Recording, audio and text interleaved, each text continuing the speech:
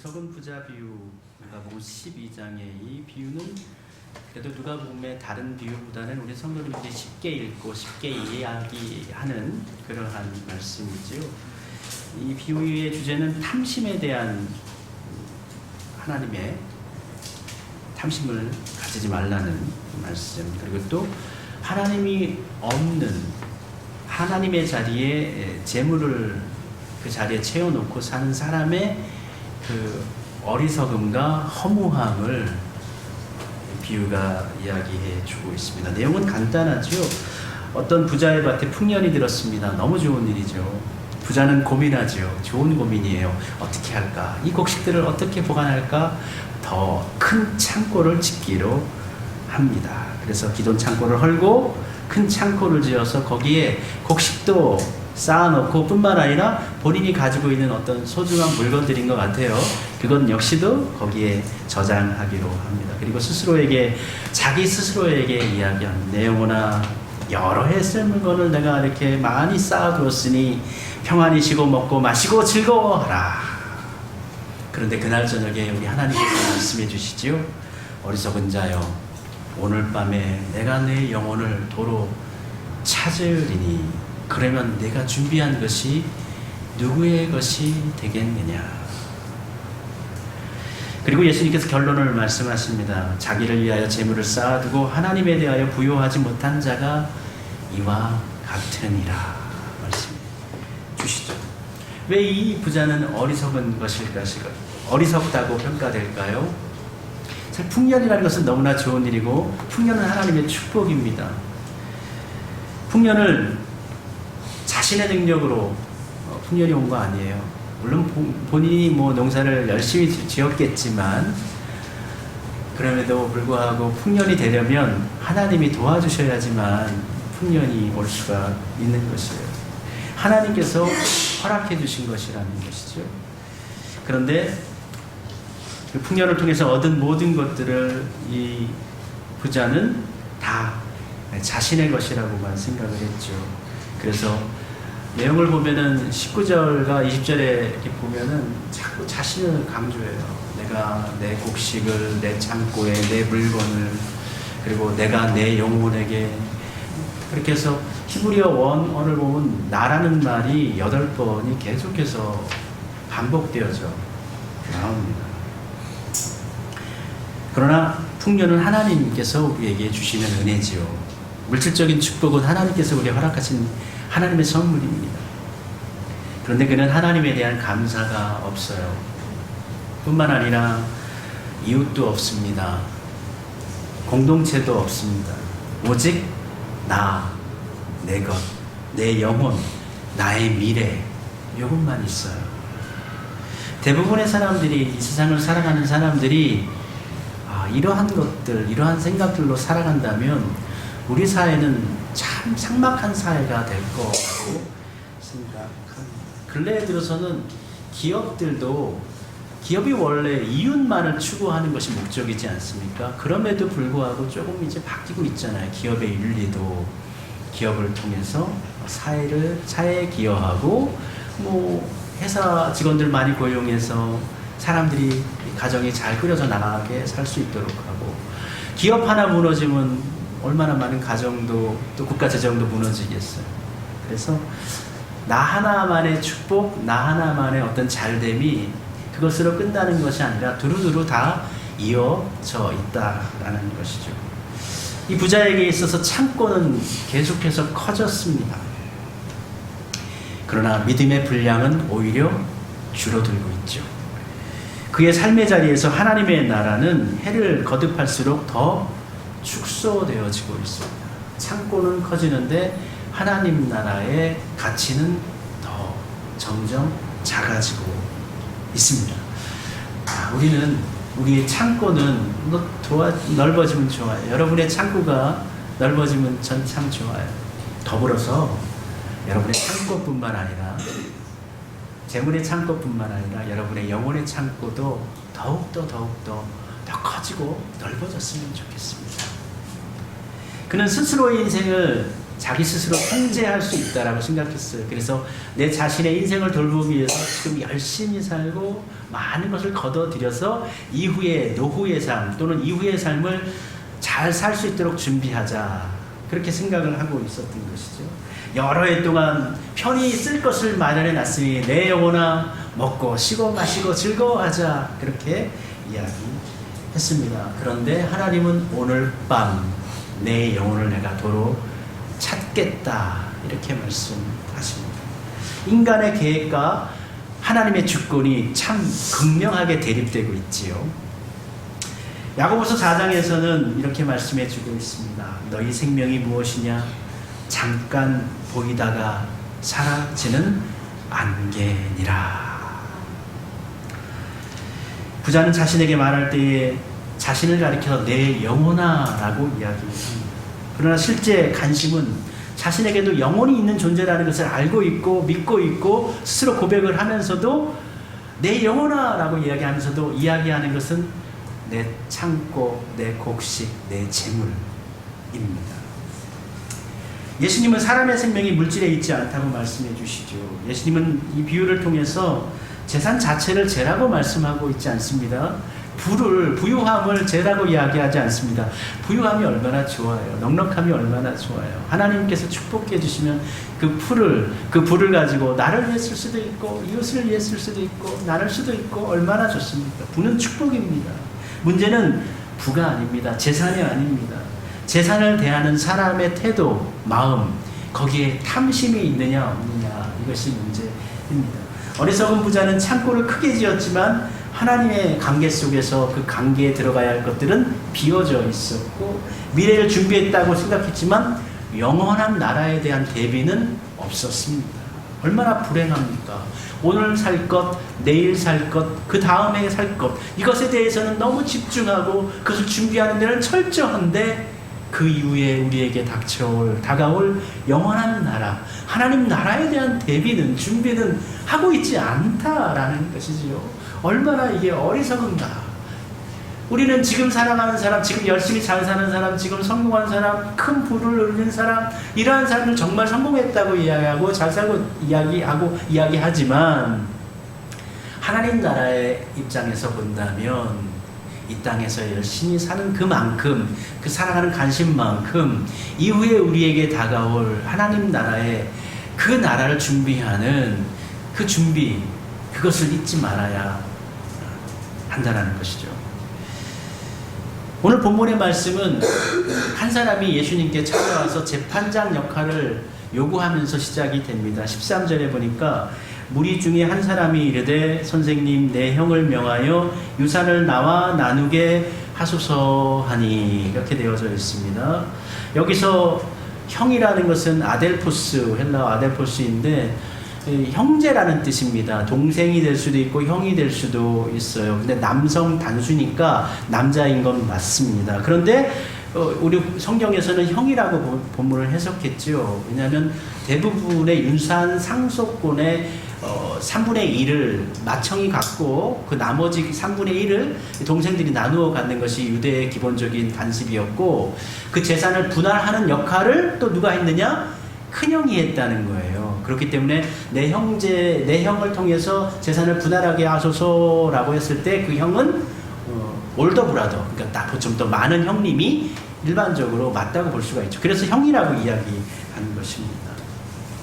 그는 말합니다. 선생님, 내 형제에게 말하여서 유산을 나누게 좀 해주십시오. 좀 그 사람한테 가서 유산 나누라고 좀 얘기해 주세요. 이렇게 부탁하는 것이죠. 그러나 예수님은 그의 청을 거절합니다. 누가 나를 너희의 재판관이나 물건 나누는 자로 세웠느냐, 이렇게 말씀하시면서 이 이야기 이면에 있는 사람들이 가지고 있는 탐심에 대해서 이야기하시죠. 삼가 모든 탐심을 물리치라. 이렇게 그러니까 형제 둘은 다 나오지 않죠. 둘이 다 등장을 하지 않지만 이 동생이 등장하죠. 이 형제들에게 이야기하는 것입니다. 주목할 점은 예수님이 이 동생의 입장에서 얘기했을 때 이거는 형이 잘못한 것 같잖아요. 유산을 나눠주지 않고 있으니까. 그런데 예수님은 그 형을 꾸짖지 않으셨습니다.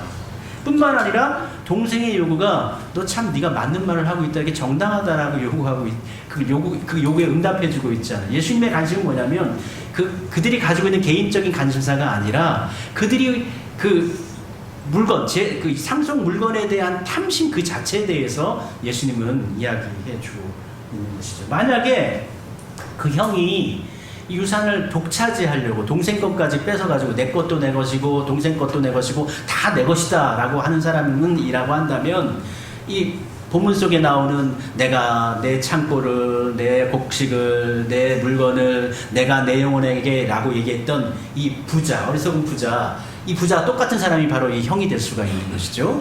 뿐만 아니라 동생도 마찬가지입니다. 어떻든 자신이 가져야 할 권리, 자신이 가져야 할 재물을 포기하지 않고, 절대 포기하지 않고 그것을 끝까지 받아내려고 하는 그 마음속의 그 근본에 있는 그 탐심, 그것을 동생도 가지고 있다면 그 역시도 이 어리석은 부자 비유의 부자가 될 수도 있는 거예요. 형도 될 수 있고 동생도 될 수가 있는 것입니다. 당시 사회에서 부유함은 하나님의 축복이라는 인식이 매우 강했죠. 그래서 사실 이러한 축복의 흐름 속에서 우리 그리스도인들도 하나님께서 주신 축복을 빨리 누려가지고 빨리 돈을 많이 벌어가지고 평안한 삶을 찾자, 안정된 삶을 찾자. 요즘 젊은 친구들은 뭐 빨리 일찍 은퇴하자, 빨리 돈 많이 벌어가지고 그러한 생각 있지 않아요?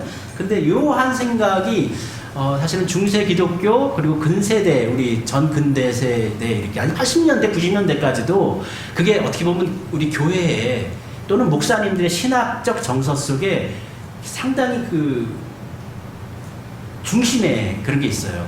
그러니까 일을 많이 하는 것보다 일을 통해서 돈을 많이 버는. 또 이거 생각의 근간에 또 어떤 것이 있냐면, 창세기에 보면은 그 아담과 하와가 선악과를 먹고 난 다음에 벌을 받는데, 아담은 어떻게 해요? 일을 해야 되잖아요. 일을 해가지고 넌 수고해야 돼, 땀 흘려야 돼. 그런다 할지라도 네 그 땅이 가시를 낼 것이고 엉겅퀴를 낼 거야. 그렇게 했죠. 그리고 또 하와 같은 경우에는 네가 해산을 해야 되는데 고통을 더해줄 거야. 그래서 그 일하는 것 자체가 어떤 하나님의 저주 같은 느낌을 갖게 하거든요. 근데 그거는 좀 근세대까지는, 80년대, 90년대까지 그런 해석을 했는데 그렇지 않다고 요즘은 이야기하지요. 일은 저주가 아니에요. 일은 원래부터 있었고, 일은 아담이 원래 하던 거였어요. 에덴 동산에서 하나님께서 그러면 선악과 먹기 전에 아담에게는 일이 없었나요? 아니요, 일이 있었어요. 에덴 동산을 다스리는 일이 아담이 하는 일이에요. 에덴 동산을 모두 통솔하고 컨트롤하는 게 아담의 일이었어요. 일이 없지 않았어요. 다만 일을 하는데 무엇을 더 하신 거죠? 엉겅퀴를 내고 가시가 나온단 말이에요. 일 속에서 일을 할 때 즐거움이 있고 행복이 있고 결과물이 있는 것이 아니라 때로는 열매를 기대했는데 가시가 나오고 나를 힘들게, 먹지 못할 것이 날 힘들게. 해산도 마찬가지예요. 해산 자체가 죄가 아니에요. 해산은 축복이에요. 생육하고 번성해야 되는 거예요. 근데 무엇을 더 하신 거죠? 고통을 더 하신 거예요. 그래서요, 일 자체는 하나님께서 우리에게 주신 축복이에요. 우리가 일을 해야지 건강해지는 거예요. 그러니까 일을 빨리 마치고 그 이후에는 일 안 하고 놀고 그냥 편안하게 살겠다, 그렇게 기독교적 관점에 보면 건강한 상식은 아닙니다. 그런데 이 부자는 어떻게 해요? 많이 모아가지고 난 다음에 몇 해 동안 편하게 살자, 이러한 생각이 그에게 있었던 것이죠. 이게 뭐예요? 예수님께서는 그 부자를 가리켜서 탐심, 부유한 자의 어리석음을 가리켜서 그 마음속에 있는 걸 탐심이라고 얘기하시는 것이죠.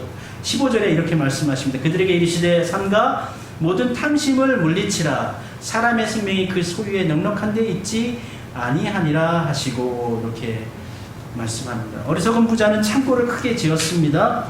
그러나 오늘 밤 죽습니다. 창고는 커졌지만 생명을 단 하루도 연장할 수가 없습니다. 오늘날의 사람들도 마찬가지죠. 얼마나 돈을 많이 버나, 월급이 얼마인가, 어떤 좋은 차를 타나, 어떤 지역에 사나, 뭐 그런 것을 가지고 그 사람을 평가합니다. 그런데 예수님은 그것이 그 사람의 본질이 아니라고 이야기합니다. 그 사람의 가치가 아니라고 말씀하십니다. 사람은 하나님의 형상으로 창조되었기 때문에 그 가치 가치가 하나님의 형상, 하나님의 진리가 그의 삶 속에 얼마만큼 스며들어가 있는가, 이것이 그 사람의 가치를, 그 사람의 생명의 가치를 드러낸다라고 말씀하시는 것입니다. 그런데 사람들은 재산의 소유를 생명의 소유로 착각하면서 하는 거예요. 이 부자는 재산의 소유, 재산 많이 갖고 있으면 내 생명은 안전해, 착각하며 살고 있었던 거예요. 재산이 많으면, 돈이 많으면 안전하다, 돈이 많으면 행복하다, 돈이 많으면 성공이다 라고 그가 믿고 있는 것입니다. 그러나 예수님은 그것으로 생명이 소유되지 않는다. 생명이 잘 살아가는 것이라는 생각은, 그 소유를 통해서 잘 살아갈 수 있다라는 생각은 착각이라는 것이죠. 예수님은 재산을 가지지 말라고 말씀하는 것이 아닙니다. 생명을 재산에서 찾지 말라고 말씀하시는 거예요. 생명과 재산은 이퀄 관계가 아닌데, 지금 세상을 살아가는 모든 사람들은 생명을 바쳐서라도 재산을 얻으려고 하죠. 그렇게 얻은 재산을 통해서 생명을 살릴 수 있다라고 생각하죠. 근데 오히려 생명만 계속적으로 소모되는 삶을 사실은 근래의 사람들은 살고 있습니다. 그렇게 해서 얻은 재산을, 그렇게 해서 얻은 부를 제대로 한번 써보지도 못하고 누려보지도 못하고, 오늘 밤 내 영혼을 도로 찾으리니 라고 말씀하시면 그저 아무것도 내 것으로 하지 못하고 하나님 따라가야 되는 것입니다. 그런데 비유에서 아이러니한 장면이 있는데, 이 부자가 이야기할 때 자신을 가리켜 내 영혼아 할 때 내 영혼이 푸시케, 헬라어 푸시케거든요. 영혼을 찾는다라는 거예요. 지금 이 사람은 물질, 돈에 모든 관심이 다 집중되어져 있어요. 그런데 영혼을 찾아요.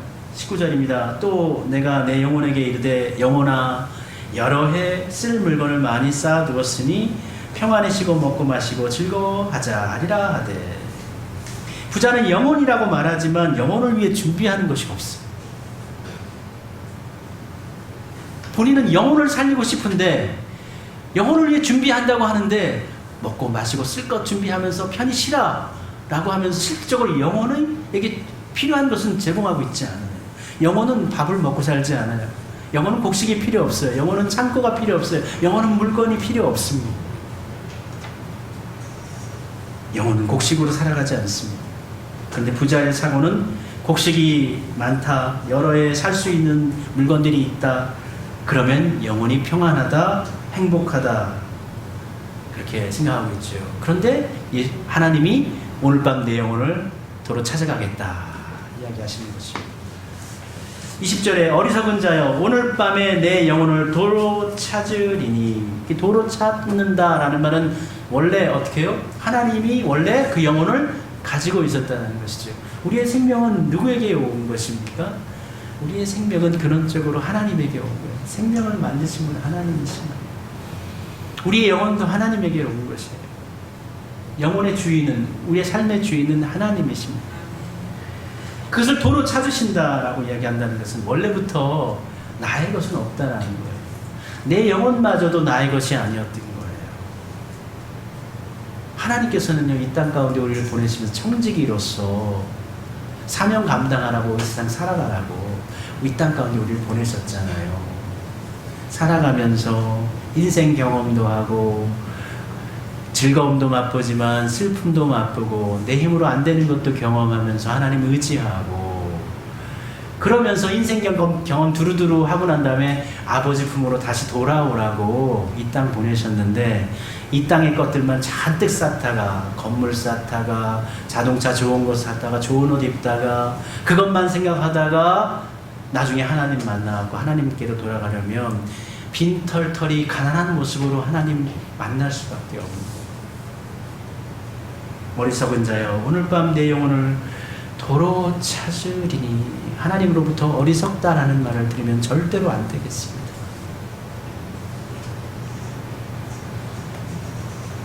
부자는 자기 것, 자기 소유에 집중했지만 실제로는 소유를 갈망하는 영혼마저 자신의 것이 아니었습니다.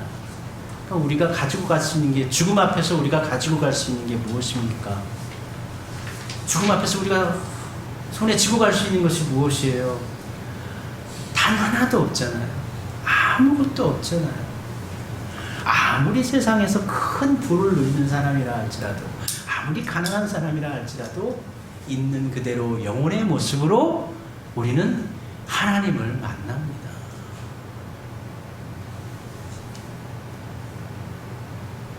부자는 영혼이 곡식이 있으면 평안하다고 생각했어요. 그래서 곡식을 추구했어요. 그러나 성경을 말합니다. 시편 42편에서 사슴이 시냇물을 찾기에 갈급한 같이 내 영혼이 하나님을 찾기에 갈급하나이다. 시편 또 63편에는 내 영혼이 주님을 찾기에 갈망하나이다. 우리의 영혼은 무엇을 찾습니까? 하나님을 찾기에 갈망하는 것입니다. 영혼은 재산으로 채워지는 존재가 아니고 하나님과의 관계로 채워지는 존재입니다. 어리석은 부자는 재산은 풍성했지만 하나님과의 관계에서는 빈곤했습니다. 가난했습니다. 그래서 예수님은 비유의 마지막에 이렇게 말씀하십니다. 21절에 자기를 위하여 재물을 쌓아두고 하나님께 대하여 부요하지 못한 자가 이와 같으니라. 부자는 이렇게 말합니다. 이제 평안히 쉬고 먹고 마시고 즐거워하자. 그의 평안은 하나님에게서 나오는 것이 아니라 창고에서 나왔습니다. 먹을 것에서 나왔습니다.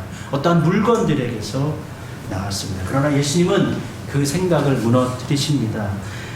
내 평안을 지켜주는 것은 창고가 아니고 물건이 아니고 하나님이시다. 창고는 곡식을 지킬 수는 있지만 생명을 지켜주지는 못한다. 그렇다면 생명을 위한 다른 방법은 무엇인가? 예수님께서 본문의 마지막에 답을 주십니다. 하나님께 대하여 부요한 자가 되라. 하나님께 대하여 부요한 자.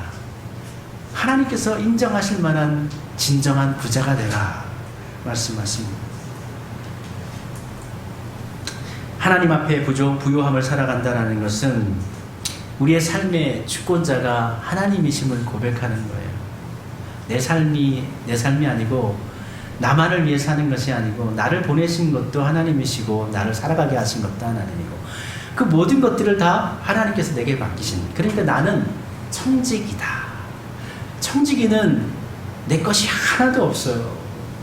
심지어는 내 생명도 내 게 아니에요. 내 생명도 주인 것이에요. 종입니다. 근데 하나님은 어떻게 해요? 우리에게 그냥 나 혼자만 이렇게 살게 하시는 것이 아니라 우리에게 무언가 주신다고요. 맡기신다고요. 우리에게 생명을 주셨고 재능, 달란트를 주셨고 또 지혜를 주셨고 분별력을 주셨고 판단력을 주셨고 힘 주시고 건강 주셨단 말이에요. 그것을 통하여서 청지기 된 삶,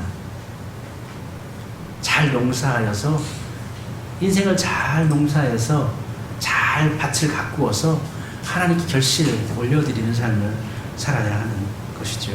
근데 그렇게 우리가 하나님께 청지기적인 삶을 통해 살아가면 성실한 삶, 하나님 앞에 진실한 삶을 살면 우리 하나님께서 인정해 주시잖아요. 네가 한 문화 가지고 그렇게 열심히 해서 10문화를 남겼네. 넌 내 나라가 임할 때 10고을 곳에 참여하는 자, 나의 삶에 동참하는 자가 되라. 너는 한 문화 가지고 5개를 남겼네. 5고을의 권세를 가지며 나의 일에 동참하는 자가 되라. 말씀해 주십니다. 부를 소유했다면 그것을 허락하신 하나님께 먼저 감사해야 합니다. 작은 것이든 큰 것이든 큰 돈이든 작은 돈이든 매달마다 수입이 있다는 것은 너무나 고마운. 제가 작년에 좀 주중에 일을 해볼까 하고 취직을 그렇게 했는데 이력서를 100통도 넘게 썼는데 불러주는 곳이 아무것도 없더라고요. 면접은 몇 건 했는데 안 불러줘요. 그래서 길을 가다가 어디 이렇게 탁 일하는 사람들이 건설 현장 일하는 사람 가을철에 땡볕 맞으면서 그러면서 좀 저 사람 이래서 좋겠다. 좀 그런 생각을 했어요.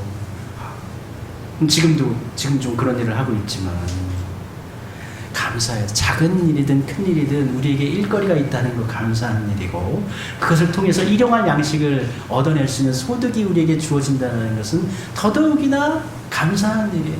아이고, 요번 달 월급이 너무 작아요. 요번 달 일이 너무, 소출이 너무 작아요. 불평하지 말고 먼저 하나님께 감사하는 삶을 사시기를 바랍니다. 그리고 난 다음에 그 얻은 걸 가지고 내 생활을 위하여서 쓰고, 그리고 또 이후를 위해서 저장도 필요해요. 저장이 나쁜 거 아니에요. 저축해야 됩니다. 창고도 넓힐 필요 있어요. 그리고 또 여유가 되면은 어려운 사람들도 돕고, 그랬다면 그 재물은 하나님의 나라를 위하여, 하나님을 위하여, 그러니까 하나님에 대하여서 부유한 자가 되는 삶을 살 수 있었는데, 이 부자는 오직 자신만을 생각을 했죠. 근데 아이러니한 것은 이 부자가 이 스토리 가운데 가족이 등장하지 않아요. 그렇게 열심히 일해서 돈을 막 긁어 모으는데 아내도 없어요. 자식도 등장하지 않아요. 나오지 않아요. 그리고 또 자식이 없으면 유대 간습에서는 그 집안의 가장 큰 종이 대를 잇는 것이거든요. 근데 종도 나오지 않아요. 그 하나님께서 그에게 말씀하시는 거예요. 어리석은 자야, 오늘 밤에 내 영혼을 도로 찾으리니 그러면 네가 준비한 것이 누구의 것이 되겠느냐. 예수님은 누구의 것이 되겠느냐라는 일종의 그 열린 결말 물어보잖아요. 예수님께서 결론을 내지 않아요. 이게 누구 거가 될까? 라고 물으면서 그렇게 이야기 스토리를 정리를 하십니다. 그러니까 이 이야기의, 이 비유의 중요한 점은 재산의 이 누구의 것이 될 것인가, 누구에게 기속되는가라는 것이 중요한 건 아니고, 재산은 중요한 게 아니에요. 그러니까 재산을 붙잡고 살았던 인생이 얼마나 허무한가를 예수님 말씀해 주시고 계시는 것이죠. 그리고 또 재밌는 것은 이 이야기의 시작이 뭐예요? 어떤 사람이 와가지고 유산 상속에 대한 문제를 제기하면서 이 이야기를 시작하지 않습니까? 형이 내 거를 다 차지하려고 하니까 이것 좀 나눠 갖게 해주세요 라고 유산 상속 문제를 제기하면서 이 이야기가 시작되는데, 이 이야기의 마지막도 어떻게 해요? 이 유산이 누구의 것이 되겠느냐라고 이렇게 예수님께서 말씀해 주시죠. 그래서 앞뒤가 이렇게 이어지게 예수님 말씀하십니다.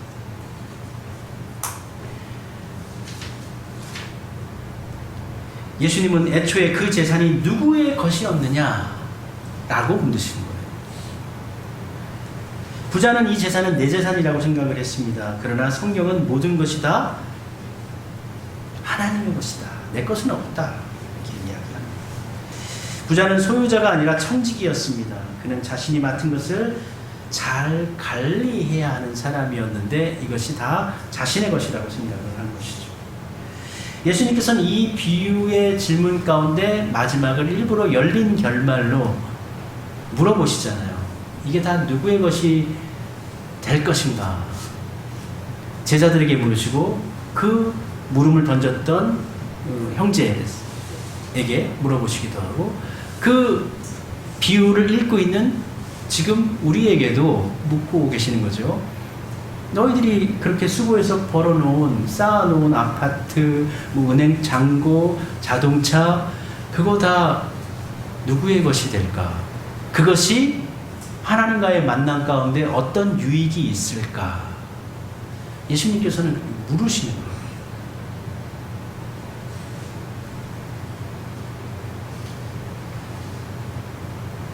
평생 재산을 모았지만 결국 그것은 나의 것이 아니다. 내가 가져갈 수 있는 게 아니에요. 죽음 앞에서 가져갈 수 있는 것은 하나도 없습니다. 그러므로 결국 그렇다면 나는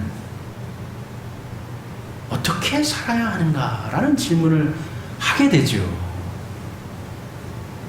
그래서 비유의 결론인 하나님께 대하여 부요한 자가 되자, 이게 주제가 되는 거예요.